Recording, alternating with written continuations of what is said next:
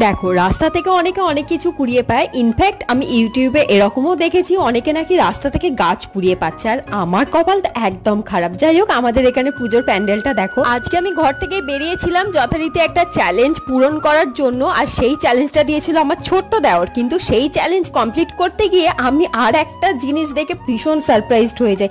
আজকে আমি যথারীতি রাস্তা থেকে গাছ কুড়িয়ে পেয়েছি, সেটা আমি একদমই বিশ্বাস করতে পারছিলাম না। আসলে হয়েছে, কেউ বাগান পরিষ্কার করে গাছগুলো কেটে রাস্তায় ফেলে গেছে, আর আমি এই গাছটা সেখান থেকেই পেয়েছি।